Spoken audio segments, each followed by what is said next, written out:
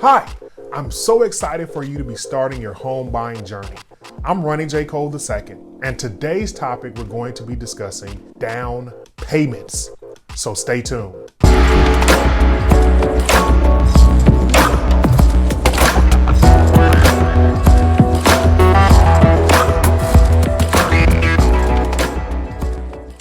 Welcome back, guys. So today's topic we are discussing are down payments. And down payments is basically just the contribution to the home loan purchase. That's your contribution. It's the amount of money that you're bringing to the closing table to purchase your home. And the magic number that most lenders will want you to put down is 20%. But most lenders do understand that most people don't have, that amount of money lying around. Let's use an example. So you're purchasing a home that's $100,000. Typically, you will put down 20% in order to avoid PMI, which is private mortgage insurance. Private mortgage insurance is basically there so that if something happens, the home goes into foreclosure or you guys take on bankruptcy or something like that, the person who actually lent out the money is going to get their money back. And that goes into a whole arena of how home loans work and Freddie Mac and Fannie Mae and all those good people. But basically just make sure the people who are able to give you the money, to loan you the money, to pay for the home, they're able to get their money back in the event you default. So that's what PMI covers.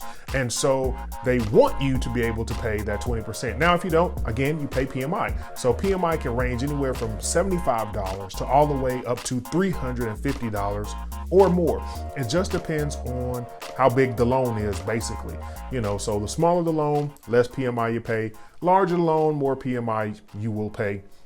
And as well, that is also tied to your credit score. So that plays into it as well. But basically, now, if everybody, again, doesn't have that amount of money just lying around. So there are other loan options that you can take out to avoid having to save for 5, 10, 15 years to get to 20%. And there are other loans such as FHA loans and VA loans and USDA loans. FHA loans is a loan program where you only have to put down 3.5% of the cost of the property. You will have that PMI, but you don't have to put down as much money.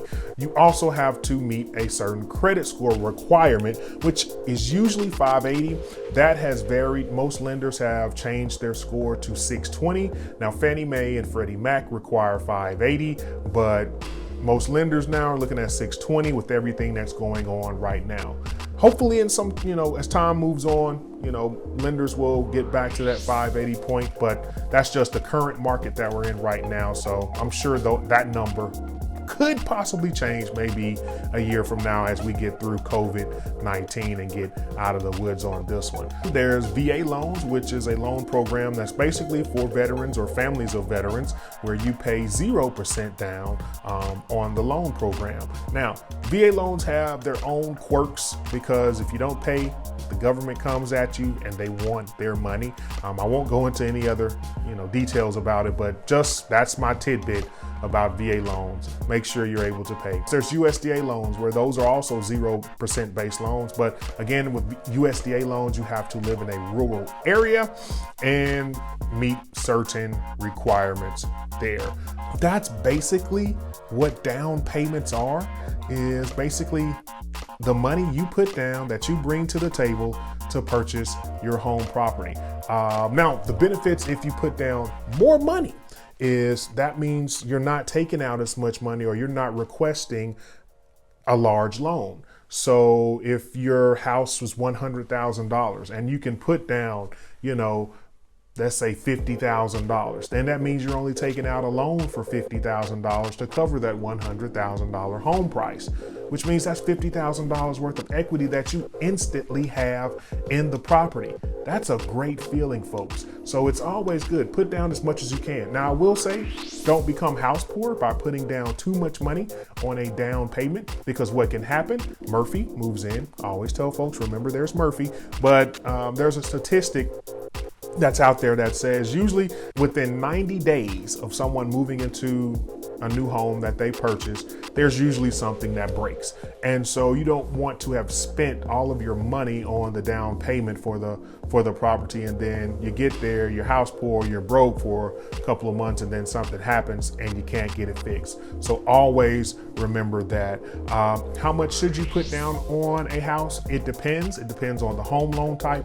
It depends on your credit score. So these are things that you will discuss with your lender, your preferred lender, and there are several out there. So, some people will always say start with your local bank that you bank with, and then move out from there, go to a credit union to find out how much you could potentially take out for a home loan. Any number of these folks will be happy to help you, I guarantee it.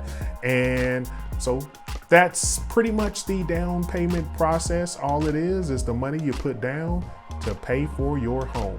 If you have any questions, please feel free to reach out to me. I do look forward to meeting with you and to speaking with you all very soon. Again, this is Ronnie J Cole II, and this is Knowledge, Wealth, Wisdom, and Real Estate. I hope this information was able to help you, and I hope you have an excellent day. Bye-bye.